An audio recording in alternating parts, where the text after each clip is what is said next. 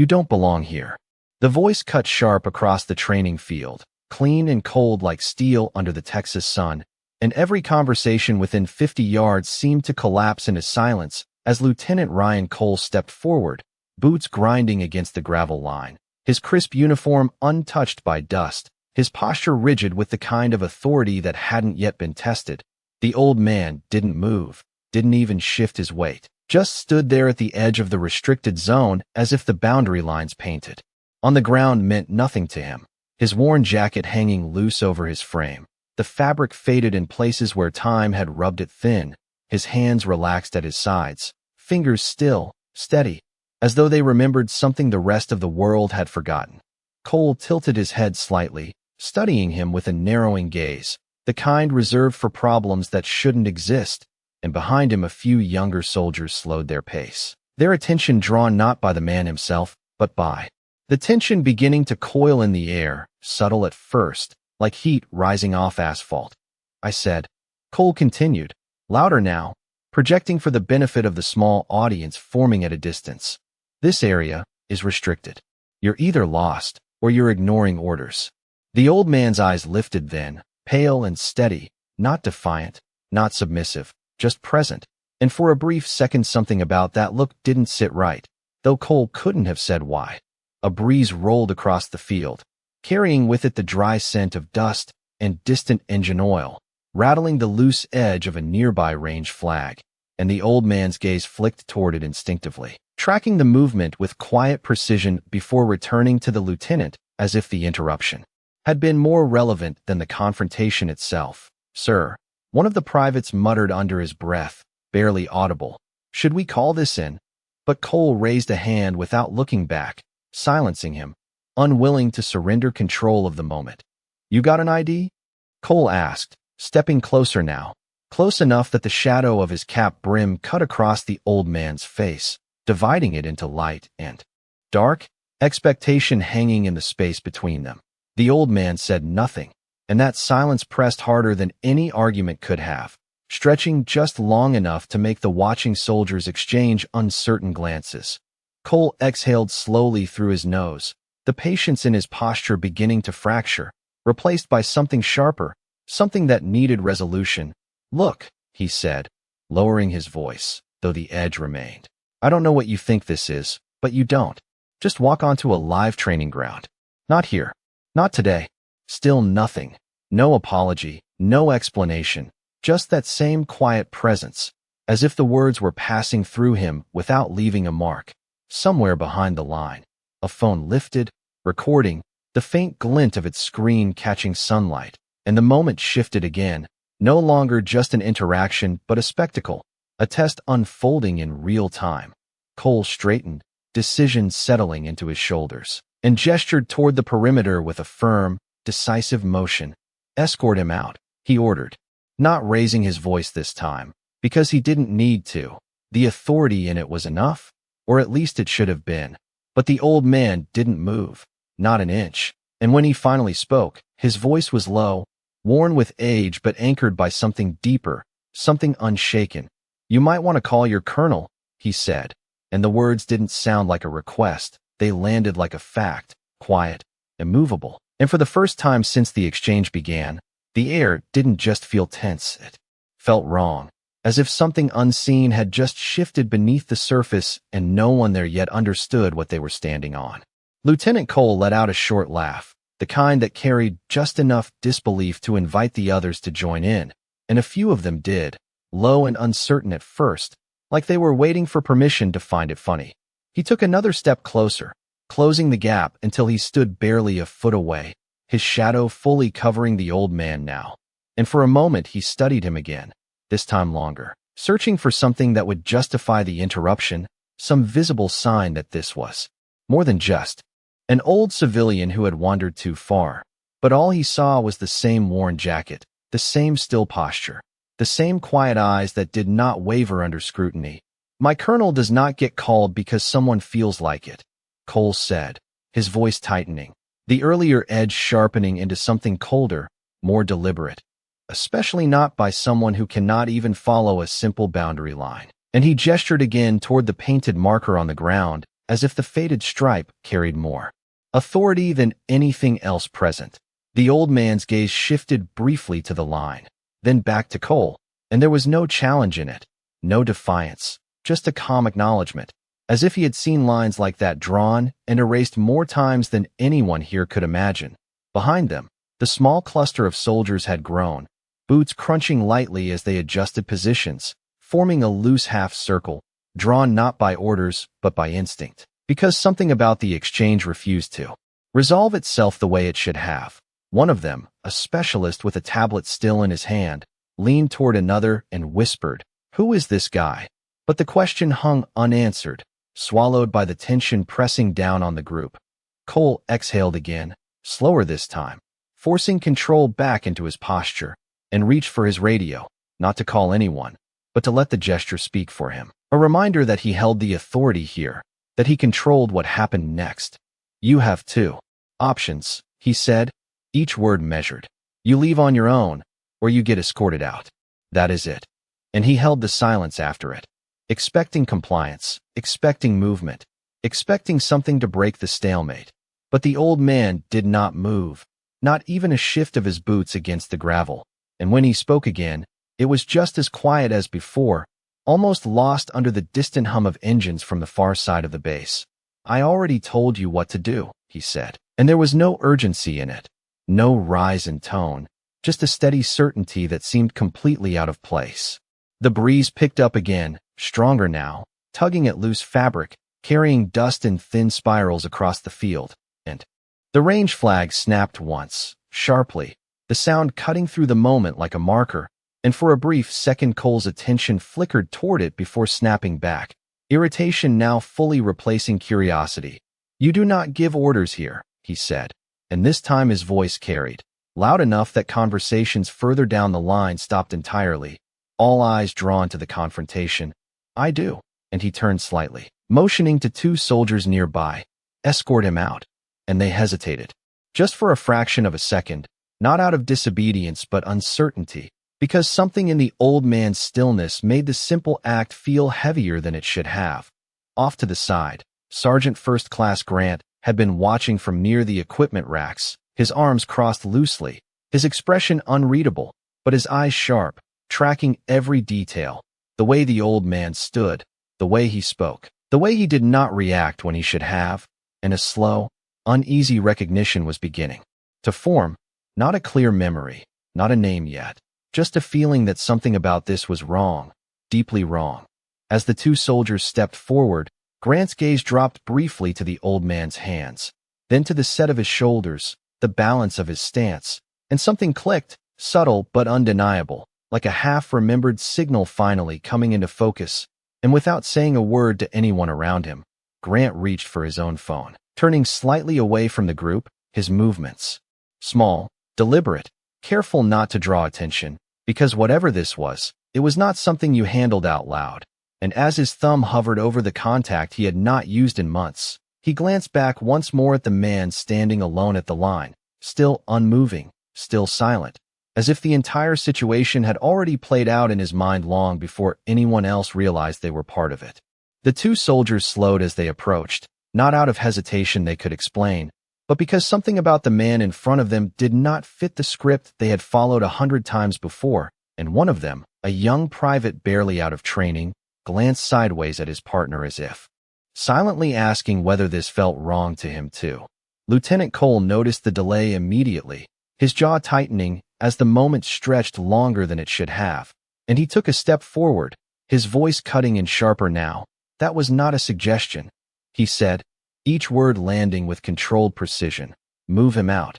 And this time there was no room left for interpretation, only compliance. The soldiers closed the final distance, boots crunching in unison against the gravel, and the air seemed to compress around them. The watching group growing quieter, the earlier murmurs fading into a tense, expectant silence. The old man did not turn to face them, did not brace, did not react in any visible way.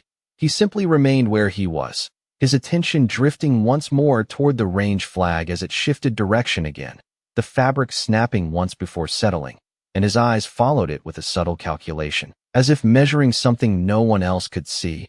"Sir," one of the soldiers said, his voice lower now, more respectful than before despite himself. "We need you to step back." But the words sounded weaker than intended, stripped of the authority they were meant to carry. The old man finally moved, not stepping away, but turning slightly, just enough for his profile to catch the light, revealing the faint lines of age carved deep into his face. And the calm there was not passive, it was deliberate, the kind that came from having already stood in places where orders mattered more and consequences carried further. "You are standing in the wrong place," he said quietly, not looking at the soldiers but past them, toward the line of vehicles parked in the distance, toward the structures beyond, toward something unseen by everyone else on that field. And the statement did not sound like a correction, it sounded like a fact. Lieutenant Cole let out a short breath, something between a scoff and a warning, and stepped forward again, closing the distance.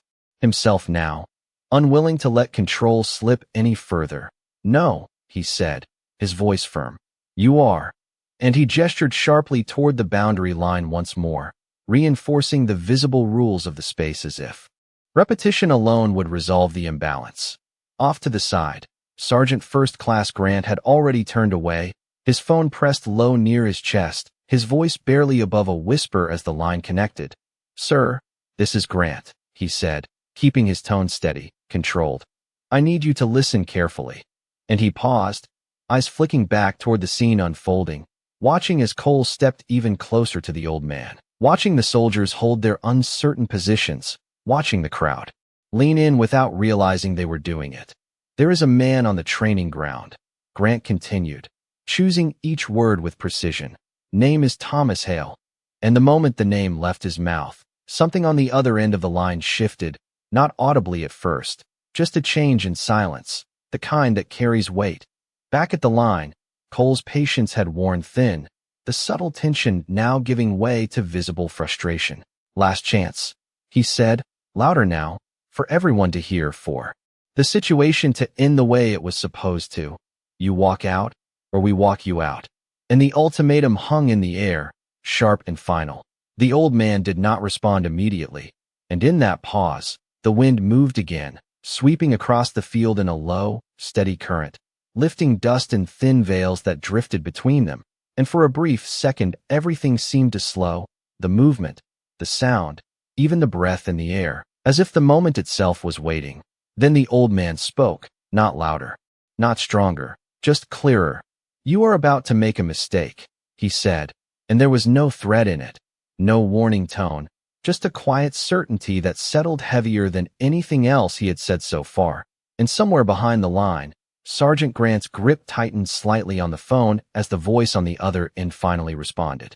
On the other end of the line, there was a pause that stretched just long enough to drain the color from Grant's expression, not because of what was said, but because of what was not, the kind of silence that only came when something serious had just surfaced. And when the voice finally returned, it was lower, tighter, stripped of anything casual. "Repeat that name," the colonel said, each word measured, controlled, as if confirming something he did not want to mishear.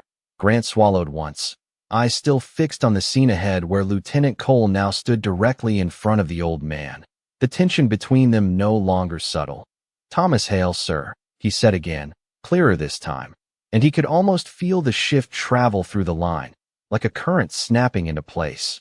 Back on the field, Cole had reached the end of his patience, the situation refusing to resolve into the simple compliance he expected, and that refusal had begun to feel like a challenge to his authority, something he could not allow to stand in front of the unit watching him. "That is enough," he said sharply, his voice carrying across the open space. "You have been told to leave." And he stepped even closer, closing the last few inches between them, the authority in his posture now rigid, absolute. "This is not your ground," he added, emphasizing each word, as if saying it would make it true. The old man did not step back, did not raise his voice, did not change his expression, but there was a subtle shift, something almost imperceptible in the way he straightened, the way his shoulders settled, as if aligning with something internal rather than reacting to anything external. And when he spoke again, it was directed not at Cole, but past him, toward the horizon line where the base stretched out under the afternoon light. "It used to be," he said, quietly, and the words landed with a weight that did not match their volume.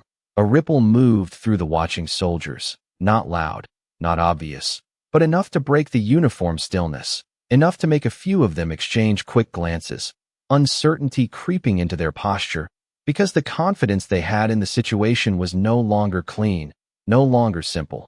Cole heard it too, and for a fraction of a second something in his expression faltered, not doubt exactly, but a disruption, a moment where the narrative he had built did not quite hold, and he pushed past it immediately, tightening his stance, reinforcing his tone.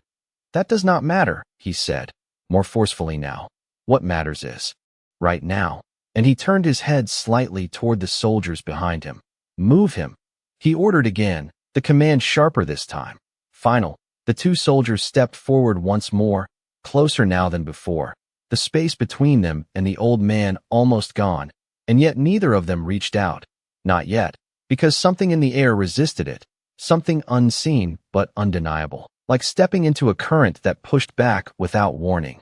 Off to the side, Grant listened as the voice on the phone shifted again, no longer questioning, no longer uncertain, but decisive. "Do not let anyone touch him," the colonel said, and there was no hesitation in it now, only command. "I am on my way." And the line went silent before Grant could respond. Grant lowered the phone slowly, his grip still tight, his eyes lifting back to the scene unfolding, and for the first time since it began, his posture changed, no longer that of an observer, but of someone who understood the direction things were about to take. The wind moved again, stronger this time, sweeping across the field in a steady push that rattled the flags and carried dust through the formation, and the sound of it filled the brief silence between commands, between movements, between decisions not yet made. Cole drew in a breath, preparing to force the situation forward, to break the resistance that made no sense to him, and as he did, the old man finally turned his head fully, meeting his eyes directly, calm, unwavering, and in that gaze there was no challenge, no anger, just a quiet certainty that did not need to prove itself. And for a brief moment, something in the lieutenant's chest tightened, something he did not recognize, before he pushed it aside and stepped forward to end it.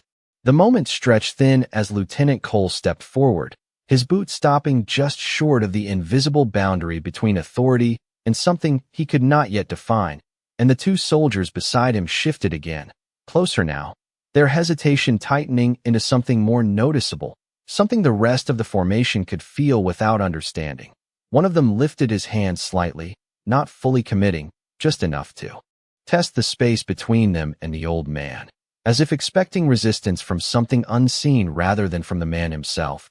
But before contact could be made, a voice cut through the tension, low but firm. "Hold," Sergeant First Class Grant said, not loud, not dramatic, but carrying just enough weight to stop motion without forcing it. And the word landed clean, precise, halting the soldiers mid-step. Cole's head turned sharply, irritation flashing across his face at the interruption. "Sergeant, stand down." He replied immediately, the command reflexive, his authority reasserting itself in the face of disruption. But Grant did not move closer, did not challenge openly. He simply held his position, eyes locked on the scene with a steadiness that carried its own kind of resistance. "Sir," Grant said, measured, careful, "we should verify." And he did not finish the sentence, because he did not need to. The implication hanging in the air, subtle but present, and for a brief second the structure of command wavered, not breaking, but shifting under the weight of uncertainty. Cole exhaled sharply, his patience now worn thin. The situation no longer just about removing a man from a restricted area, but about maintaining control in front of his unit. And he could feel it slipping, inch by inch, with every delay, every hesitation, every unanswered question. "There is nothing to verify," he said, his tone final, decisive. "He does not belong here." And he turned back, toward the old man, recentering himself on the original problem, the one he understood. The old man had not moved through any of it, had not reacted to the commands, the near approach, the tension tightening around him. He simply stood, his gaze drifting once more toward the range flags as they shifted again, the wind now changing direction in subtle, layered currents, and his eyes followed it with quiet attention, as if reading something written in motion that no one else on that field could see. The sound of distant engines grew slightly louder, not enough to draw immediate attention, just a low hum beneath the surface of the moment, blending into the background noise of the bass. But Grant heard it, or perhaps felt it, his awareness sharpening, his posture tightening just slightly as he glanced toward the far end of the training ground where the access road curved out of sight. Back at the line, Cole stepped forward again, closing the distance completely now, his presence filling the space, his authority asserted not just in words but in proximity. "This is over," he said, quieter this time, but more controlled, more dangerous in its certainty. "You are leaving." And for the first time since the exchange began, his hand lifted, not aggressively, but with intent, the motion deliberate, the decision made. The old man's eyes shifted back to him, meeting his gaze fully once more, and there was no resistance in it, no challenge, just that same calm, anchored presence. And when he spoke, it was softer than before, almost lost in the wind. "You still have time," he said, and the words carried no urgency, no warning tone, just a simple statement, as if the outcome had already been decided. Somewhere beyond this moment, a ripple moved through the soldiers again, subtle but real, because something about the exchange no longer felt like a simple enforcement of rules. It felt like standing on the edge of something larger, something just out of view. Then the sound grew louder, no longer background, no longer ignorable, the distinct approach of a vehicle moving faster than normal across the base road, tires cutting over gravel with purpose, and heads began to turn, one by one, drawn toward the source of it, the attention of the entire formation shifting in unison. And even Cole's focus flickered for a fraction of a second, just enough to break the moment he had been holding. Grant did not look surprised, only watchful, his eyes fixed on the approaching line of movement. And the old man, Thomas Hale, did not turn at all, did not need to, as if he had already known it was coming long before anyone else heard the sound.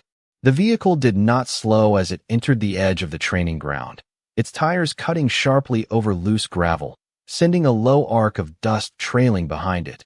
And the sound alone was enough to pull every eye in that direction, conversations dying mid-breath. As the entire formation shifted focus in unspoken unison, it was not the arrival itself that carried weight, it was the speed, the lack of hesitation, the way it moved with purpose instead of protocol, and that difference settled over the field like a pressure change no one could ignore. Lieutenant Cole turned fully now, his stance adjusting instinctively, the interruption breaking the controlled sequence he had been holding on to. And for the first time since the encounter began, uncertainty edged into his posture, subtle but present. The vehicle came to a stop hard, not reckless, but deliberate, aligned just off the main line as if it had no interest in the structure already in place, and the engine cut abruptly, leaving a sudden quiet that felt louder than the noise that came before it. The driver's side door opened without delay, and Colonel David Mercer stepped out, his uniform crisp but unceremonious in its presence, his expression already set before his boots hit the ground. Not searching, not questioning, but focused. He did not scan the formation, did not acknowledge the gathered soldiers. His gaze moved once, directly, locking onto a single point across the field, and then he started forward, his pace steady, controlled, each step carrying intent without urgency, the kind of movement that did not need to rush because it already knew where it was going. The ripple through the formation was immediate, spine straightening, conversations silenced entirely, attention snapping into place not by command but by instinct. And yet no formal call was given, no one announced his arrival, because the moment had already overtaken the need for structure. Sergeant First Class Grant exhaled slowly, almost imperceptibly, his posture easing by a fraction as the situation began to align with what he had anticipated, while the two soldiers near the line stepped back half a pace without being told, creating space where there had been tension only seconds before. Cole remained where he stood, though his shoulders squared more tightly now, his awareness sharpening as the colonel approached, and he turned slightly to face him, preparing to explain, to reassert control, to bring the situation back within the bounds he understood. But Colonel Mercer did not look at him, not yet, his attention fixed ahead, closing the distance step by step until he stood just within a few feet of the old man. And for a moment the two of them existed in a space separate from everything else on that field. The noise, the ranks, the tension, all of it falling away into a quiet that felt almost deliberate. The wind shifted again, lighter now, carrying less dust, and the range flags settled into a brief stillness as if the environment itself had paused. Mercer stopped, his posture straight but not rigid, and he looked directly at the man in front of him. Really looked, not scanning, not assessing, but recognizing, and something in his expression changed, not dramatically, not visibly to everyone, but enough that those closest felt it, a shift from command to something deeper, something rooted behind him. Cole took a step forward, drawing breath to speak, to explain the disruption, to justify the actions taken. But before a single word could form, the colonel raised one hand slightly, not turning, not breaking his gaze, and the gesture alone was enough to stop everything. The silence that followed was absolute, the kind that carried weight, the kind that pressed into every person standing there. And then, without raising his voice, without adding force, Colonel Mercer spoke, his tone calm, controlled, but unmistakable. "Lieutenant," he said, finally turning. Just enough for his voice to carry across the line, "Stand down." And the words did not echo, did not need to, because they landed exactly where they were meant to, ending the moment with a clarity that left no space for anything else.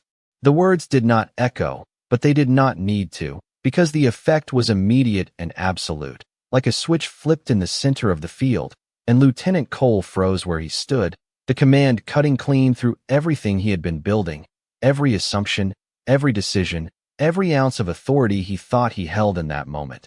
His jaw tightened, not in defiance, but in the sudden realization that something had shifted beyond his control, and for a fraction of a second he hesitated, caught between instinct and order, before his posture adjusted, rigid, precise, stepping back half a pace as if the ground itself had moved beneath him.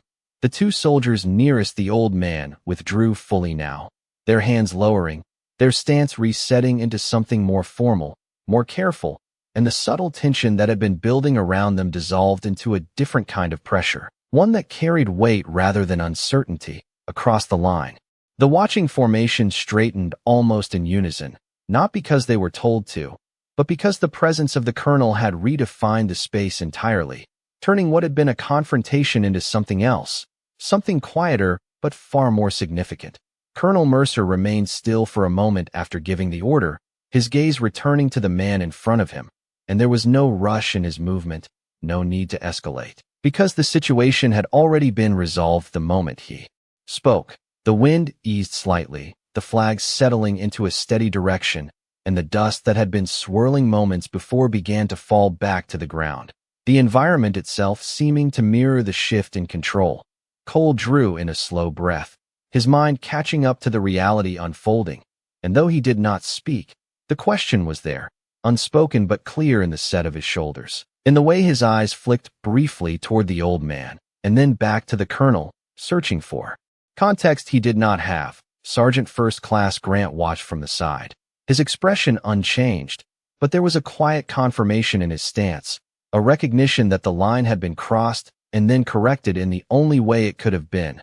The old man, Thomas Hale, had not moved through any of it, not during the command, not during the shift, not even when the soldiers stepped away. He simply stood where he had been from the beginning, his presence unchanged, as if the outcome had never been in doubt. Colonel Mercer took one step closer, closing the final distance between them, and for a moment the entire field seemed to hold its breath, because what followed was not protocol, not routine, not something written in any manual. He stopped just in front of Hale, his posture straight, his expression composed, and then, without a word, without announcement, he raised his hand in a precise, deliberate motion and brought it to a crisp salute. The movement was clean, exact, carried out with the same discipline expected of any soldier, but the direction of it, the meaning behind it, sent a shock through the formation that no one could hide. A ripple moved through the line, not sound, not motion, but something deeper, a realization spreading from one person to the next as the weight of what they were witnessing settled in. Lieutenant Cole's breath caught for just a moment, his understanding shifting all at once, the pieces aligning too quickly to process. And though he did not move immediately, the tension in his posture broke into something else entirely, something quieter, something edged with recognition. The silence that followed the salute was not empty, it was full, dense with meaning, pressing into every person standing there, and no one spoke, because no one needed to. The message had already been delivered in the only way that mattered. The salute did not drop immediately, and in that held moment the entire field seemed to recalibrate around it. Every soldier present instinctively straightening further, boots aligning, shoulders locking into place as if pulled by an invisible line of command that ran deeper than rank or instruction.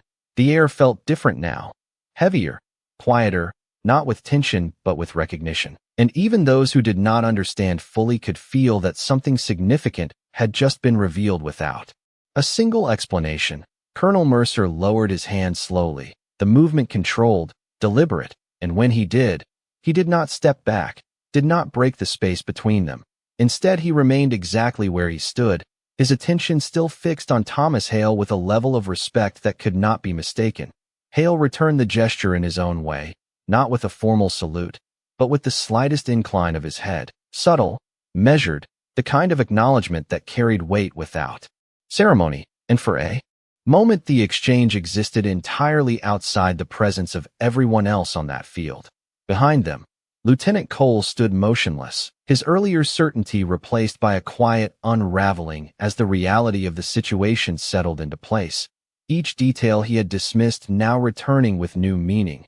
The stillness, the gaze, the way the old man had spoken without urgency or doubt. And the realization came not as a sudden shock, but as a slow, undeniable shift that left no room for defense. Sergeant First Class Grant watched the line as it adjusted, as soldiers who had been moments away from enforcing orders now stood in complete silence, their posture reflecting something closer to respect than obedience. And he could see it spreading, one person to the next, the understanding that this was no longer a situation to control, but one to witness. The wind moved again, softer now, carrying less dust, brushing across the field in a steady flow that seemed to settle everything it touched, and the range flags held their direction without snapping, as if even the environment had chosen to remain still. Colonel Mercer finally spoke again, his voice low, measured, not raised for the formation but clear enough to carry. "It has been a long time, sir," he said, and the use of the word alone sent another quiet ripple through those close enough to hear it, because it was not given lightly, not here, not like this. Hale's eyes remained steady, and for the first time there was the faintest trace of something softer in them, not emotion, not nostalgia, just a recognition of time passing without needing to mark it. "Long enough," he replied, his voice calm, grounded, and the simplicity of it carried more history than any explanation could have. Mercer gave a small nod, not formal, not procedural, just an acknowledgement, and then he turned slightly, his gaze sweeping once across the formation, taking in the soldiers who stood there in silence, their attention fixed, their understanding still forming. He did not raise his voice, did not call them to attention, because they were already there, drawn into it by something far more immediate than command. Lieutenant Cole shifted then, just slightly, his posture adjusting again, this time not to assert control, but to regain it within himself. And though he did not step forward, did not speak, the change was visible, the sharp edges of his earlier confidence now tempered by something quieter, something more aware. Mercer looked back to him briefly, not with reprimand, not with visible judgment, but with a steady, assessing gaze that said everything it needed to without a single word. And then he turned back to Hale, the focus returning fully, the moment settling into a calm that carried far more weight than the conflict that had preceded it. The moment did not break all at once. It settled, slowly, like dust returning to the ground after a long disturbance, and the field that had been charged with tension only minutes before now stood in a silence that carried a different kind of weight, one that did not demand action but understanding. Colonel Mercer remained beside Thomas Hale, his posture no longer that of interruption but of presence. And though no further orders were given, the entire formation held steady, as if waiting for something that did not need to be said. Hale's gaze drifted once more across the training ground, taking in the distant structures, the vehicles lined in precise order, the flags marking wind direction with quiet consistency. And there was a sense, subtle but unmistakable, that he had seen this place long before it looked the way it did now, that the ground beneath their boots held layers of memory invisible to everyone else standing there. Mercer followed that gaze for a brief second, not questioning it, not interrupting it, just acknowledging it. And then he turned slightly, addressing the space without raising his voice. Resume training, he said, calm, measured, and the words carried out across the field with quiet authority, not breaking the moment, but allowing it to move forward.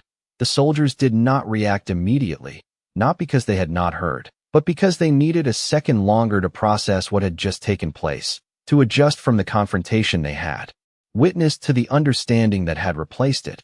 And then, gradually, movement returned. Controlled, respectful, each action more deliberate than before, as if something had shifted in the way they carried themselves. Lieutenant Cole stood where he was for a moment longer, the echo of the command still settling within him. And when he finally moved, it was not with the same rigid certainty as before, but with a measured awareness, his posture still strong, but tempered, grounded in something he had not considered until now. He took a step forward, not toward authority this time, but toward understanding, stopping a few feet from Hale. And though he did not speak immediately, the intention was clear in the way he stood, in the way his shoulders lowered just slightly, releasing the tension he had been holding since the beginning.